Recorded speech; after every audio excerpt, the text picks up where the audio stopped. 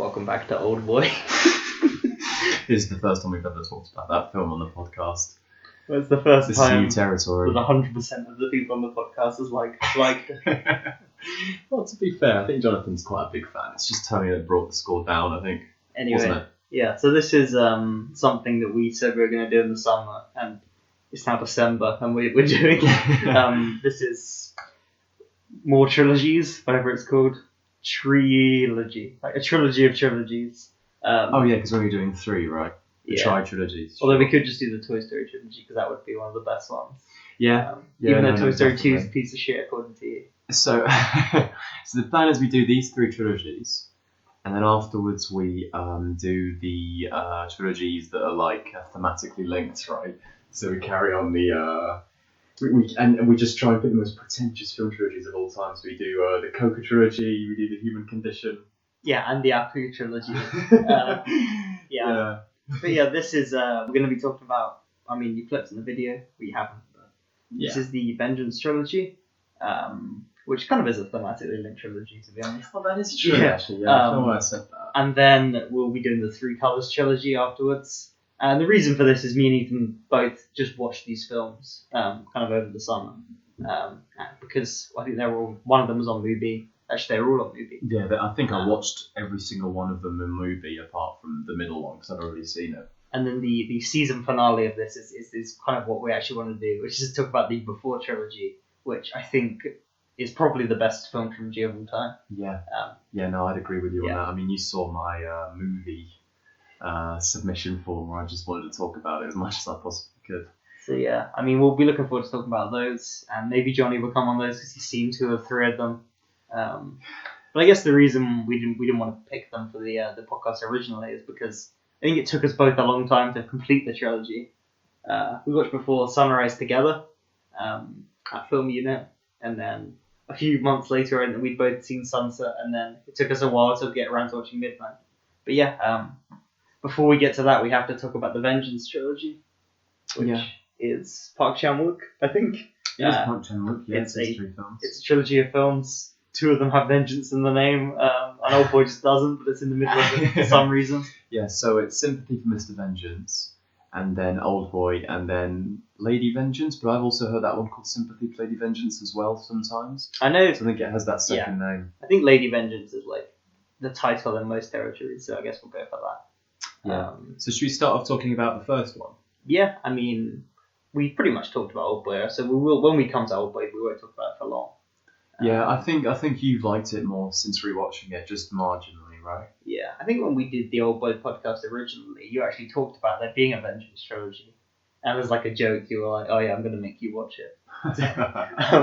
Yeah, but you're glad you did, right? Because you do like the 2 films, one more than the other, for sure. I mean, I like Oldboy a lot. I mean, Oldboy I liked. I think I gave it an 8 out of 10, and that's gone up to a 9. It's a very strong 9, actually. I think I really liked it on a rewatch. And I liked Sympathy for Mr. Vengeance the first time I saw it. Like, it's not my favourite film I've ever seen. And I think the more I thought about it, I actually kind of bumped it down. I think I initially gave it a 4-star and then kind of bumped it down to a 3. But you know, it's pretty good.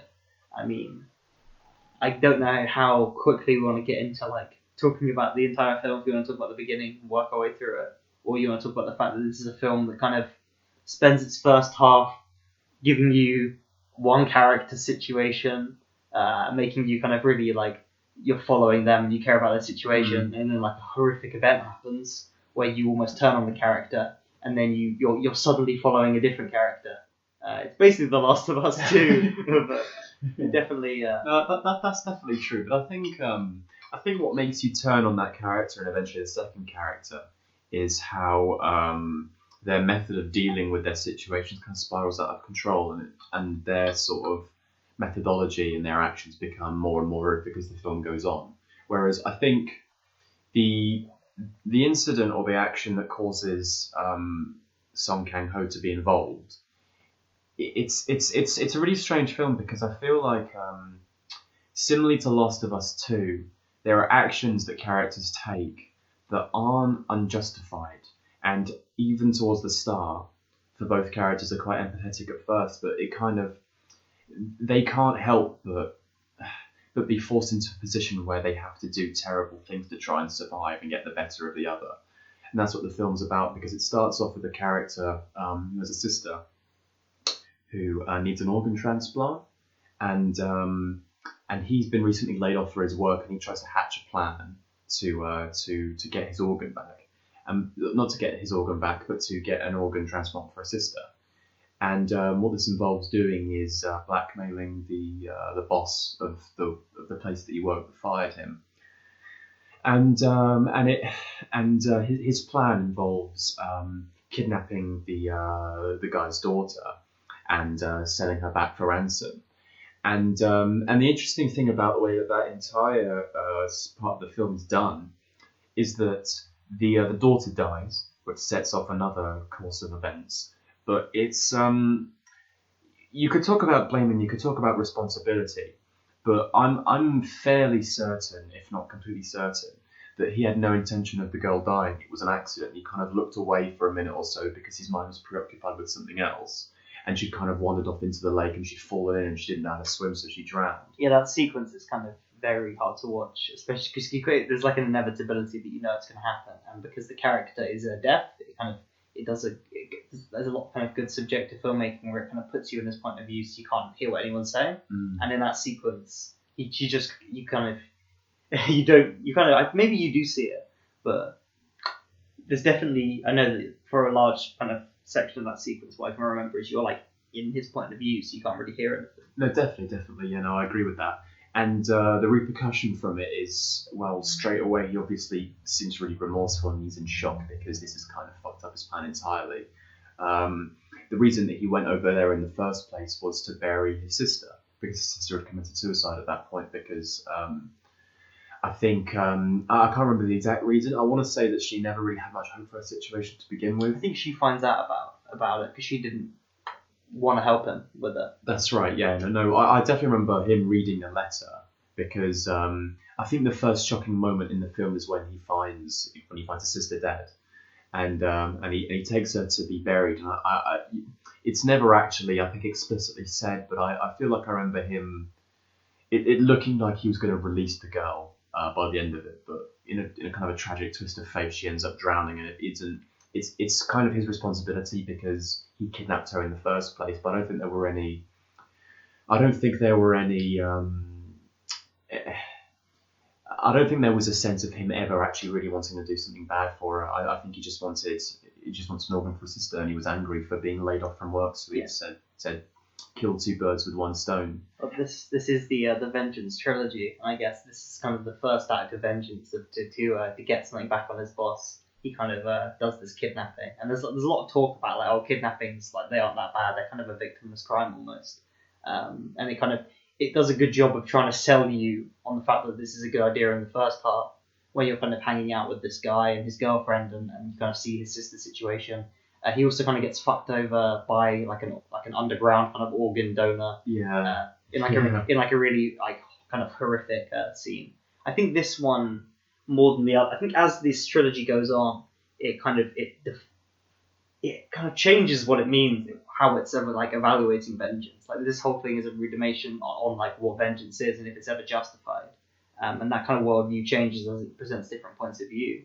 And I think they actually get more stylistically bold. Like Oldboy is just this like epic Shakespearean kind of tragedy, and Lady Vengeance is even more kind of stylistic, believe it or not. Whereas but the thing with the third film, what makes it more bold is the fact that a lot of its editing is really razor sharp, and it has a lot of it's very quick paced, and there's a lot of editing involved, and the plot is always moving forward very, very quickly. Whereas I think Sympathy for Mr Vengence takes its time a little bit, and there's a lot of really beautiful imagery in the film. It feels a lot more personal in that respect. I think it's a lot simpler. Like it doesn't have.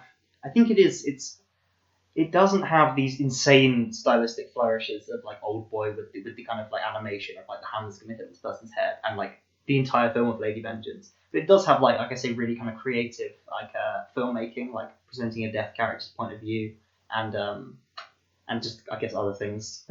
But like you say, like it's like really well shot. But I think the violence in the film is very stark and kind of realistic, and almost kind of feels like a document. But those scenes of violence are very visceral, and you kind of feel them. and I guess that it makes the film feel a lot more grounded. And whereas Oldboy, you can kind of get and Lady Vengeance, you can kind of get swept up in the kind of adventureness of them, and like there's fun scenes and stuff. Like I think this is a lot more like kind of brutal social realism, even though there are scenes of kind of I think there's a difference between violent scenes where you watch it and you're like, wow, this is awesome. This is so well like filmed. The so Oldboy well fight scene. Exactly. And there's some scenes of violence in films where you just don't really want to see that again. And I agree with you. I think Mr Vengeance has far more of those scenes, whereas Oldboy, I can't tell you how many times I've rewatched the corridor scene because of just how astounding it is, and that was caught on film. But the way that the plot moves on from where we left off is that the boss of the company, the one whose daughter is now drowned, is basically after revenge. He wants to find out what's happened, and he's really, really grief stricken by everything that's happened, basically. And basically his descent into pretty much doing whatever it takes to find his daughter's killer leads him to do these really, really awful things, basically. And the person who he's hunting, the one who you've been following around for the first half of the film, also has to kind of descend to his level in order to survive as well. And what you essentially get is, for me, a very morally ambiguous film where the characters get involved in things with very, I think, decent motivations. I mean, in the eyes of the law, it's a different story, sure, but I think wanting to keep a sister alive and being fired from work for not a great reason, I think there's something very sympathetic about that, in the same way that having your daughter be drowned after a kidnapping is also something that's extremely sympathetic. So you watch these characters who you root for, and there's kind of a shift between the two as the film goes on, and then by the end of it, they're almost unrecognisable because they become so horrible in their quest for revenge and for justice that you kind of think, God, these guys, something's not right here. In terms of using the kind of the structure of the film and like the storytelling to get a point across about vengeance, in that you're kind of playing the audience, I feel like this one is definitely doing that the most, in a way that I'm like, if I was going to compare The Last of Us 2 to anything, I'm like, the only thing I can really think of that tries to do anything similar is this film. In that, like you say, you take a character, you kind of add in that like Parasite-esque South Korean class critique, and put us on their side until they have to do more and more reprehensible things, and then an absolute tragedy, and then suddenly the narrative jumps to the most sympathetic person in the story, with his father, and then you just make them do worse and worse things. So there's a horrific torture sequence he does on the kind of main character's girlfriend. But it's the thing about Song Kang-ho's performance in this film as well is it's fantastic, because I think towards the start, I don't want to say that he seems jovial or he seems like a light-beat, light-hearted character, upbeat. But he definitely seems like someone who would have a moral compass, someone who is decent. Whereas by the end of the film, in those torture scenes, I mean, he looks completely sterile. Like, it looks like the things that the pain that he's inflicting on people causes him absolutely no pain at all. You see in his face and the way that he acts that he seems completely justified in what he's doing. I remember that quite clearly. I don't know if I'm right about that, but that scene where he's torturing the girlfriend of the guy who basically caused his daughter to drown. There's no remorse in his actions at all. I mean, he looks like someone who himself feels extremely justified in what he's doing. There's something really frightening about seeing something like that, because you don't know where it's going to end. And of course it does end. In fact, I remember thinking that the scene where it all comes to, well, it's not quite the end of the film yet, but the scene where one of them catches the other is really well done, because it's quite drawn out, and there's not a lot of camera movement. It's the camera's kind of quite fixed, and so is this the kind of confrontation in the middle of the night? Yeah. Where I think he electrocutes the doorknob or something like that, and that's how he catches him in a Home Alone style. It's just very, very quiet, and you feel your heart beating out your chest, because you feel like this is the climax. You've got this one character who's been chasing this guy for the last hour, and you don't know how it's going to come to an end, and by the end of the film, the way that he kills him is just horrible, because he drowns him in the same lake where his daughter died, I think. And do you remember how the film ends as well. I remember how the film definitely ends. Yeah, that's not great. I will admit that, just because it feels like quite a. It's not that it feels like a redundant moment. It just feels like it's like, oh, you know this fact that someone said one earlier in the throwaway film? line. Yeah, it's a very throwaway moment. Suddenly comes back and it's like super important. Yeah, definitely.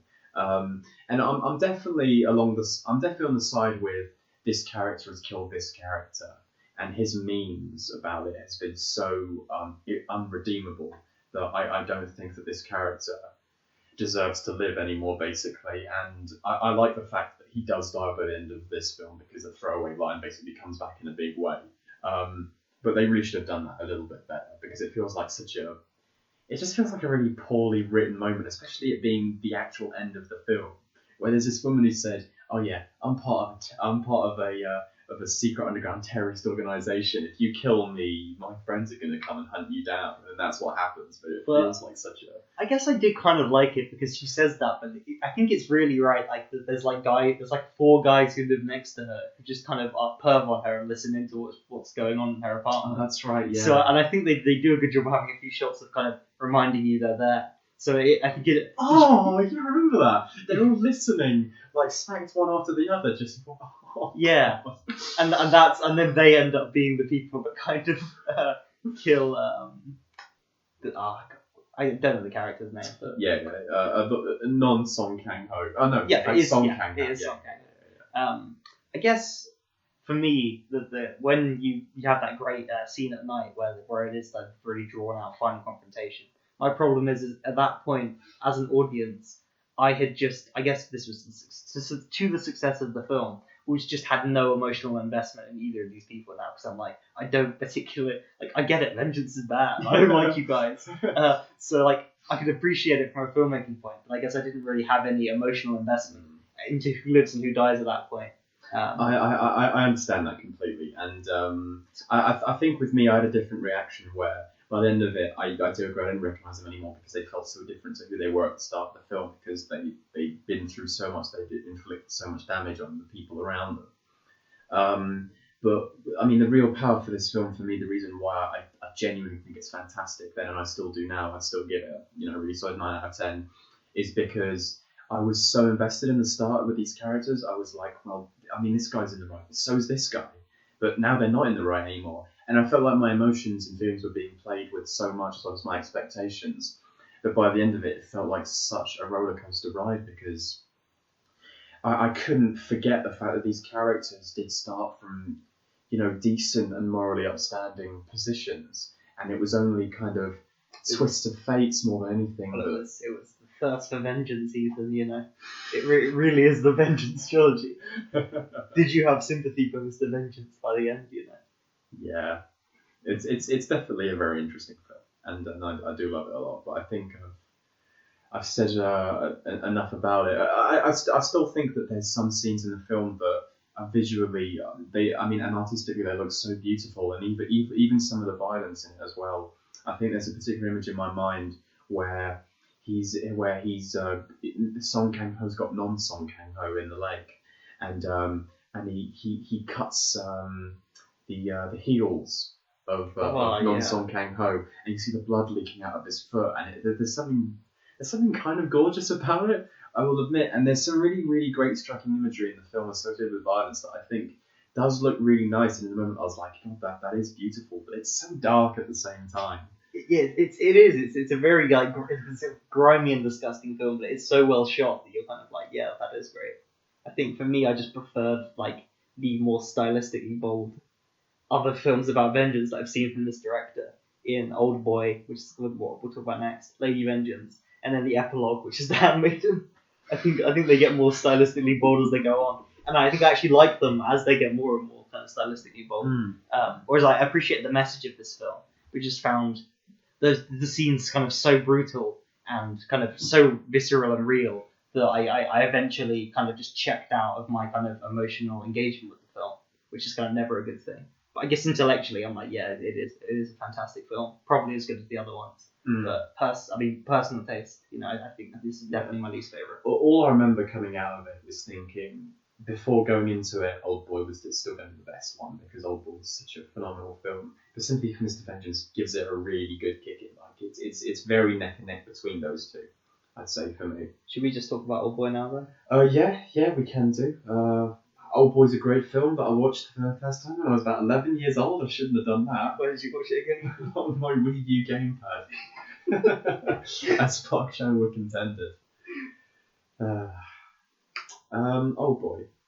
Yeah, so I think having watched Sympathy with Mr Vengeance, I actually thought that the way the narrative unfolds, Oldboy is quite similar in the sense that I think Oldboy has a lot more of mystery and intrigue than Sympathy with Mr Vengeance does, for sure. But the way that Oldboy kind of utilises this kind of two revenge stories kind of converging, where basically one guy is really angry at something that someone's done, decides to punish him by imprisoning him for 50 years. And that's the revenge story that he's trying to enact. Whereas Choi Min-sik, I think his name is, he comes out and he wants to exact revenge on having been in prison for 15 years, and there's this kind of cycle going on. And I really like that sort of, it's not even really a cycle, but that kind of parallel and converging two revenge stories, and it's kind of, and it has that same descending feeling that Sympathy has, ending with a really fantastic twist. But I think Sympathy with Mr Vengeance has that same thing as well, doesn't it? Where it's these two revenge stories. And I don't think I really see that often in films. You know, revenge stories seem to be pretty clear cut. Someone's been wronged, and they go and exact vengeance. Whereas I feel like both of these two films have revenge at the core of both of the two characters that are coming to conflict with each other. I think it's because revenge is like a very simple motivator that kind of gets used in a lot of schlock, like a lot of schlocky kind of action movies or kind of B films, like the whole like rape revenge genre. It's just a kind of a way to get the audience to sympathise with the character that is quite cheap. Whereas I guess these are kind of more art films and more character studies that are kind of evaluating the nature of vengeance itself. And I think that kind of introspective look at the subject rather than just a cheap motivator is good. But Oldboy I think is I think Sympathy with Mr Vengeance is a lot more upfront in that it's not that it's trying to do this, whereas Oldboy always tricks you by playing it straight a little bit. It's only kind of towards the end you find out, oh, okay, so there's another Oldboy happening that you find out about with the kind of antagonist of the film. I think that's pretty good. I mean, we have talked about Oldboy before, but it feels like a very long time ago, and I think after we did the podcast, I just thought about it more and I liked it more. And then we saw it at the cinema. We did about a year ago, yeah. And it made me really appreciate just like how much of a masterpiece I think it is. And since then, like I've watched that fight scene so many times. The music's great. You got the best use of cries and whispers of all time. Just the kind of artistry of it, I think is phenomenal. And I really do like just how epic and Shakespearean it is. And I know it doesn't have the groundedness of Sympathy for Mr Vengeance, but just the kind of the over the top nature. You know, you've got this like these ridiculous fight scenes. I like the hypnosis. I know Tony wasn't a big fan of it. Yeah, no, I wasn't. I absolutely love the ending. I think it's one of the best final shots in any film ever. In that you're just like, what does it mean? You know, like it's incredibly fucked up. Going by what you were saying a second ago about the violence and I guess just the over the top nature of the film, I definitely agree with you. But I still think grand is the wrong word. But there is a realism to the violence in the film at times where you feel pain and exhaustion, I guess. It may be less so in other places, but in that corridor scene, what makes the corridor scene so perfect is that sure it has momentum, but that momentum slows down. But it doesn't take away from how gripping the scene is. And what makes it gripping is the fact that when Choi Min-sik gets hit, when Oh Dai-soo takes a punch, he acts like he feels it. I mean, he's taking on 20 people. In most kung fu films that you'd see or a martial arts movie, someone would take 20 people on and yeah, they'd have a few scratches on them, but that would be it. And they'd go take on the next 20 people and stuff like that. I guess similar to how you'd see in Kill Bill, for instance, where Uma Thurman takes on like 60 or 80 people. And but this scene, I mean, as soon as he properly gets into it, as the sequence goes on, it slows down a little bit, and it looks like it takes more effort for him to kind of be physical, to punch someone or to kick someone or to strike someone, and you really get that sense of exhaustion more than anything, more than pain, it's exhaustion. You can see how tired he is, how hard it is to take on these 20 people. And sure, 1 versus 20, that kind of is unrealistic just at any point. But I really, really appreciate that about it. It's got the best kind of thing that a one-shot fight sequence can have as well, where the characters keep getting up. Like, they're not going to stay down after one punch. You know, they're going to keep kind of getting up, and that's great. Yeah. I love how Daredevil just ripped it off like 3 times. Yeah, I would love to. I'd love to see someone redo that scene. But it's Freddy from Twin Peaks: The Return. He punches someone, and they'll never get up again. Just can't send them to the hospital. He gets arrested after the first punch. Yeah, there are.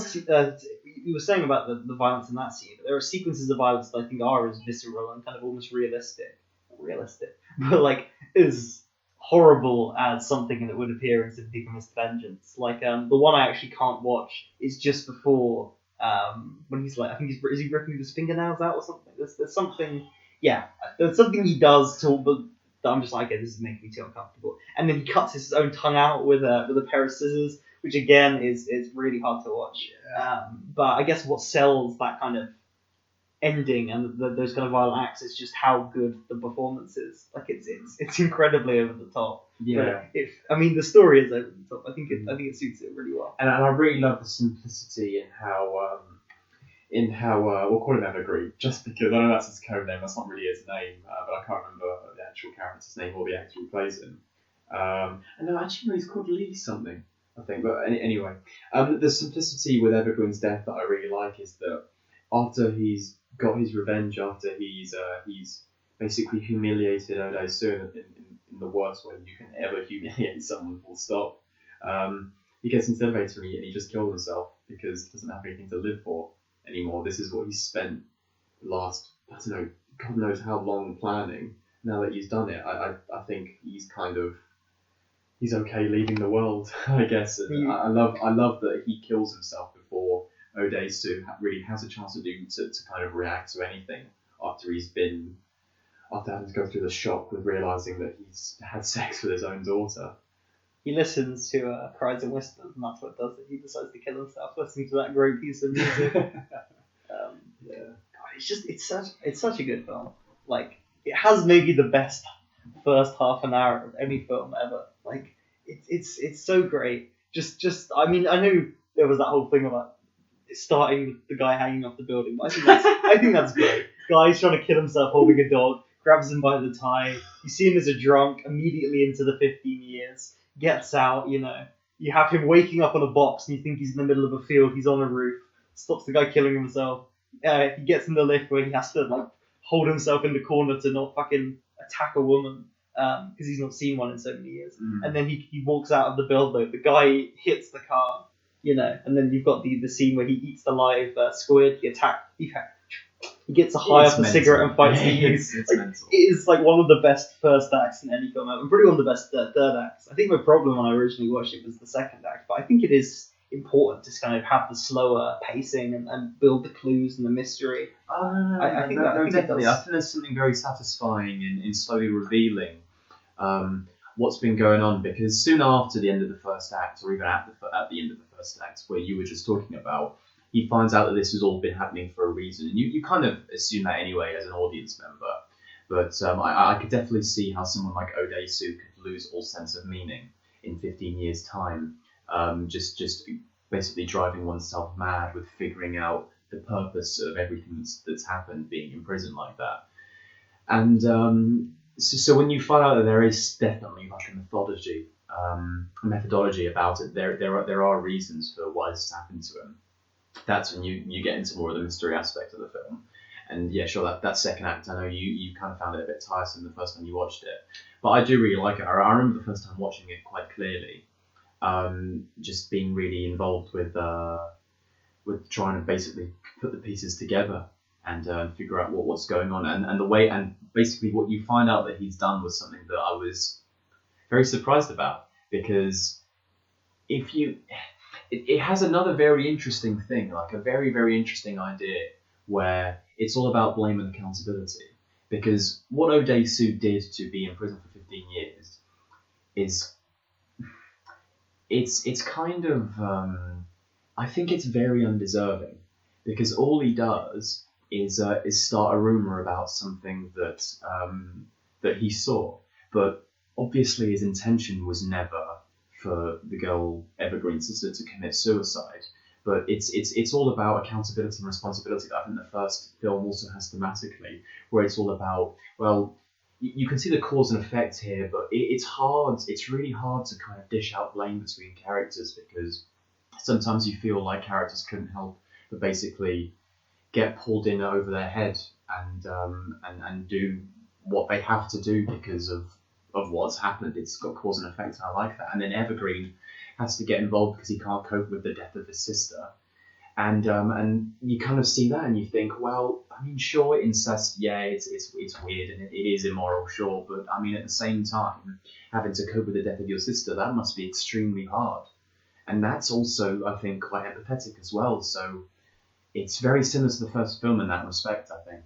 I like that he gets given like almost a 15-year sentence, and you kind of, in that 15 years he's trying to work out the reason for why he's in there, and in 15 years he never thinks it is what it is, because it was just one comment he made to someone one morning basically, and he just never thought about it again. It was just a random thing that happened to him when he was young, and seemingly for him completely unimportant part of his life. But then you can see that, I guess, like you said, the cause and effect, and how that completely ruined this other person's kind of life and relationship with the sister. And to him, like, that's the worst thing anyone's ever done, and for that he needs to take vengeance on him and give him a punishment he kind of deems worthy, which is like the most kind of like the whole like based on Oldboy, based on a true story. Like, it's the most over the top thing anyone could ever do. But I guess emotionally, you completely buy that. That's what that character feels like this person deserves. Definitely. I think what this trilogy of films does really well is shows perspective or anything. I think any great film would be one that really plants you into the mind of the characters that you're showing, no matter how repugnant, no matter how horrible they end up being at the start, at the end, whenever. If you can watch a character just basically go around doing awful things, and there's still some sense of you that things, well, I don't know. It's hard for me to hate them like that. And I think the film does a really great job showing you perspective, which is what any story should do. I think it's great how you've got Sympathy for Mr Vengence, which is kind of you see a cycle of vengeance that ends, and then you follow another cycle of vengeance, and then you see in Oldboy someone whose life is kind of that vengeance has been put upon them, and they make the mistake of trying to kind of figure out why and almost get vengeance themselves, which if they hadn't have done, everything would have been okay. Like, almost the mistake Odesu makes is kind of the film, the Oldboy, after he gets out, trying to figure out what's going on, when he could have just left it.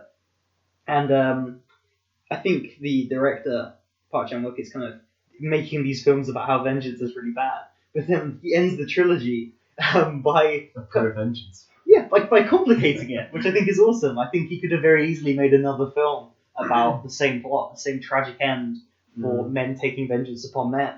But he kind of makes it actually a feminist film. I need to look up the co-writer, because I know he has a co-writer who writes a lot of his Is she the same one who wrote The Handmaiden as well? Yes, the same The Handmaiden is based. It's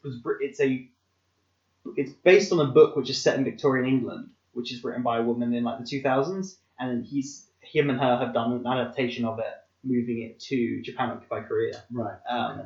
But I know she wrote quite a lot of his films. I know actually a lot of his films have female protagonists, like his English language film Stoker does.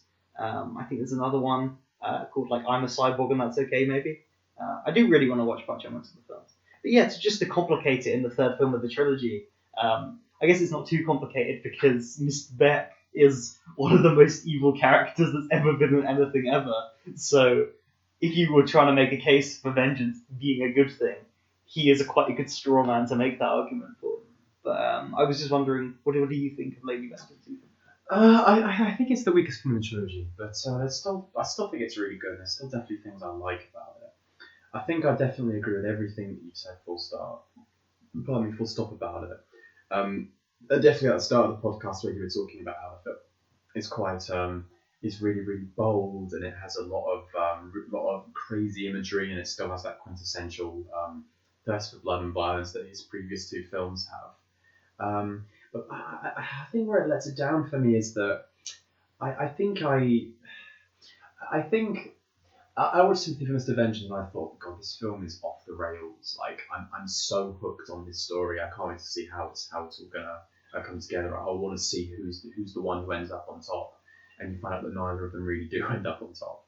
And then you kind of see, okay, well, Oldboy will step up from that, and Oldboy is this massive thrill ride where the set pieces are insane and the violence is off the hook.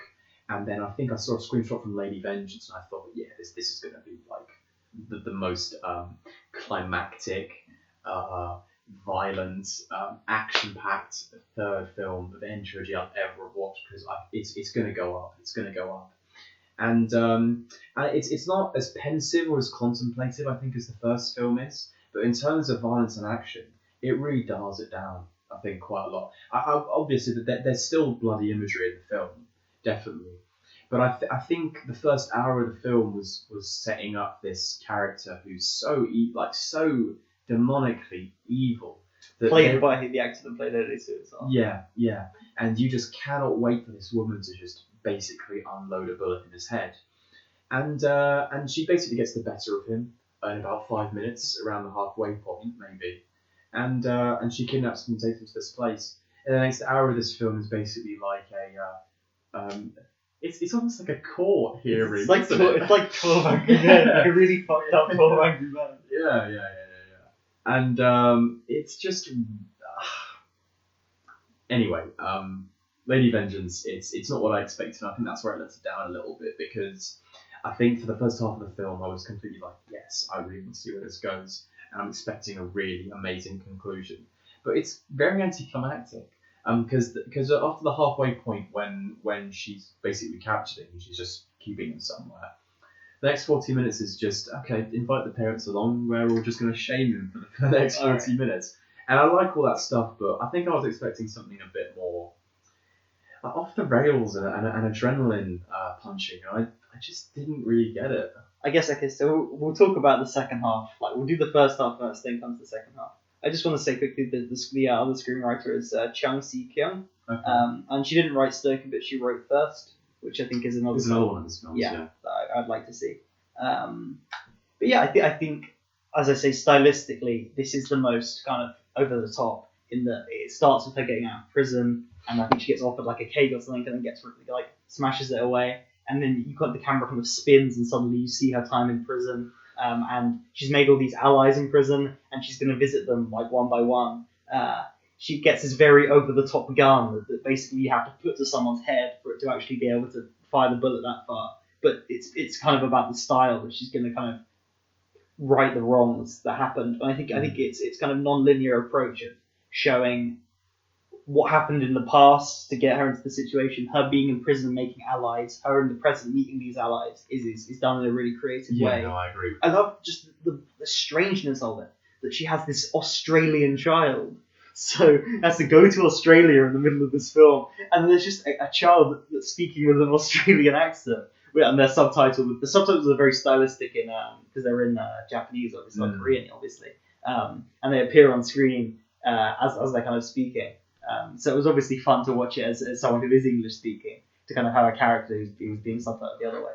And maybe the most interesting stylistic thing, which isn't in some versions of the film, which is ridiculous, is the colour. That it goes from this really vibrant, colourful film, and by the end of it, you're watching a stark black and white film. And it's you notice it, obviously, but it's very gradual. It's pretty much like we're going to do 1% every minute of the film of colour change. As the narrative kind of goes on and becomes almost more grounded, it becomes more stylized in its colouring. It's extremely well done. I was so surprised because as I was watching it, I didn't go into this being aware at all of this happening, but it was kind of throughout most of the film, if not almost all of it, I was like second guessing myself. I was thinking, okay, but this feels. Where's the colour gone?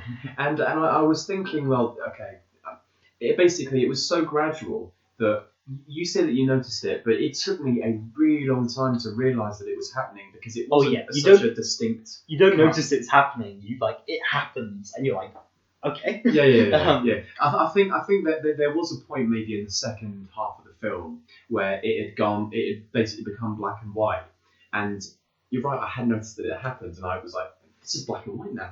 Have I always been watching a black and white film? And that was the thing that really fucked me, basically, because it was the fact that I questioned if I had been watching a black and white film this entire time, because it was so gradual. You're right, it really is like 1% every minute for the entire film, so you just don't notice it. I think part of the reason it gets away with it as well is because pretty much the first half of the film or the first kind of action half, I guess, is in daytime, and then the moment in which like her plan goes ahead to kind of capture this guy, and I think there was like someone she kills as well. That also I think Song Kang-ho's there, right? Yeah, in cameo. that stuff is at nighttime, and then when she has this guy, and then the parents come in, it is night, and it's black and white. So you because of the darkness of the photography in general, it kind of sneaks it in there, so you don't notice that it just is going to stay black and white now, which is cool. No, I think you're absolutely spot on. I think another reason for it might be because the first half of the film, especially, is so it's action packed, but not really an action sense. It's more the frantic sense of editing that really makes it feel like it's going at a really fast pace. That made me think, oh, this really is going to be insane. This movie. So I think this is like, I guess it's similar to Oldboy, and Oldboy you think is a conventional revenge tale, but it's almost an anti-revenge tale. Yeah, he doesn't eat the guy at the end. He gets eaten. You know, so Tony Radden's expectations inverted. Whereas this, I guess, starts as a bombastic, this person has nothing to live for, so they're going to kill everyone, and then ends as this kind of quiet, contemplative, I guess, character study and seeing if they can be redeemed through their relationship with their child. And I really like that. If Last of Us 2 was the first two films, this is The Last of Us, the first one, in that we have this kind of very well realised protagonist, and she's kind of our Joel, and then by the end, as the film is becoming kind of more black and white, I guess it's becoming more nuanced in a way, in that she's going to create this kind of relationship with her daughter. And I think it's interesting that, I mean, it literally does become like a courtroom drama, like you say, but the fact that she's taken her vengeance, and now this isn't her vengeance to take, so she brings in the victims of I guess these children that have been kind of killed by this kind of monster, and the parents decide what they're going to take. So like they end this trilogy talking about like the nature of vengeance, with characters like in the narrative actually kind of debating what the message of these three films is, and I think that's pretty cool. It's not the most exciting thing, like it's not the hallway fight scene from Oldboy, but I think philosophically it's probably the most interesting thing any of these films have to offer. I guess that might be true, but that's for me where it does let it down a little bit, because I read the synopsis for this film and I thought, God, okay, this is going to be like Oldboy, but with a woman as the protagonist, and it's going to be fucking insane. And it just wasn't. The first half was setting up something mad. Like you said, she's getting all her allies. She's building that gun. I want to see that gun get used in a really awesome way. And I thought the last hour of the film would be like a raid style. It would just be like a constant action film. And I was just going to love every second of it. That's really what I wanted for some reason. But I didn't get that.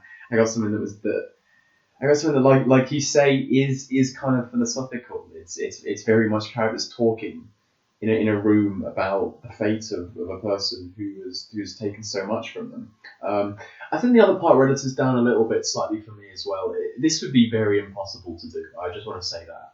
But where the first two films have two characters that eventually, if not at the start or at the end, are revealed to have empathetic motivations behind their actions, I feel like this film is too much for me. Weighted on her side, and the fact that it's only weighted on her side. And I know that it's really hard to make a murdering paedophile sympathetic in any way, shape or form. Like, I'm completely on board with that. And it's almost funny how comically evil that character is, because I don't think there's any positive thing he does in that entire film. And he is in it for a fair amount of it as well. Like a good half of it is with him.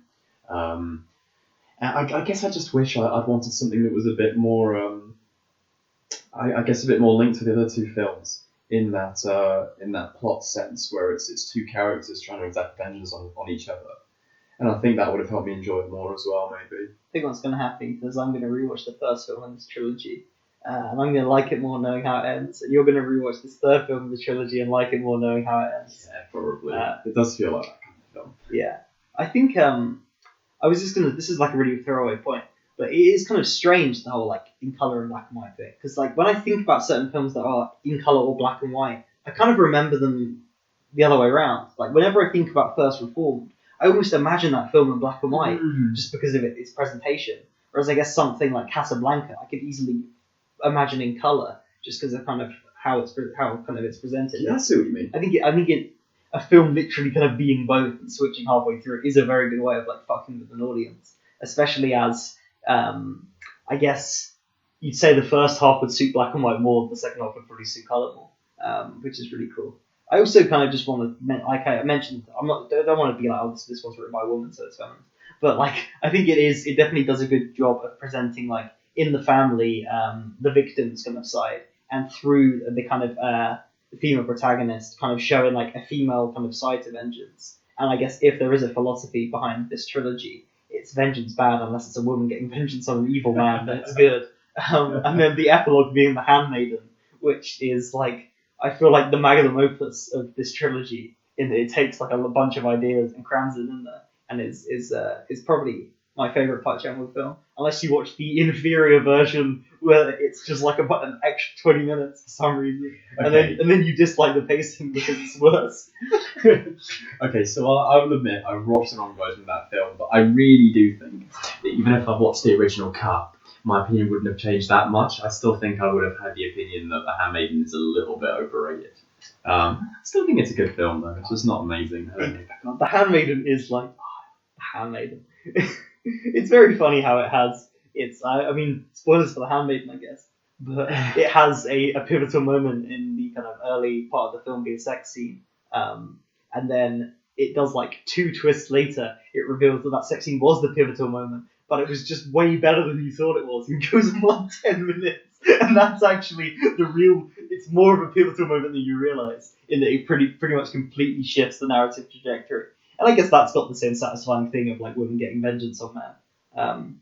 But I think it probably marries my favourite elements of this trilogy together in a really satisfying way, where it has a really kind of twisty turny plot, where even if you know that there's a twist, which I was like, I know there's a twist in this, but I was like, oh fuck, I didn't see that coming. And then it did that to me like 3 separate times.